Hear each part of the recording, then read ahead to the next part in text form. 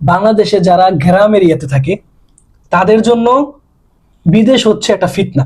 গ্রামটা, বাংলাদেশের গ্রামগুলা কিন্তু অনেক ইসলামিক মাইন্ডের। কেউ চাইলে বেপরদায় ঘর থেকে বের হইতে পারে না এখন পর্যন্ত। চাইলে ওয়েস্টার্ন পোশাক পরা বা কোনো খারাপ কোনো কালচার এখন পর্যন্ত বাংলাদেশের গ্রাম এরিয়া গুলোর মধ্যে হয় নাই। ওই হিসাবে যদি কেউ বাইরের কোন রাষ্ট্রে আসে, তার জন্য বাইরের রাষ্ট্রটা ফিতনা, কারণ সেই ফিতনা তাকে পড়ে নেই। আমি যখন ওমানে আসছি, টোটাল একটা ডিফারেন্ট পরিবেশ দেখলাম তখন।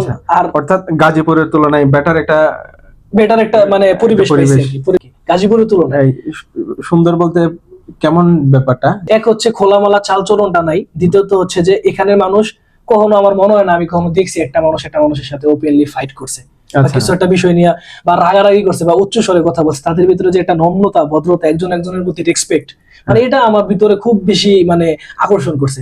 কারণ আমি ছোটবেলা থেকে এমন একটা পরিবেশে বড় হয়েছি যে এই জায়গায় কেউ রেসপেক্ট করার কিছু নেই, এখানে আমি বড় তুমি ছোট।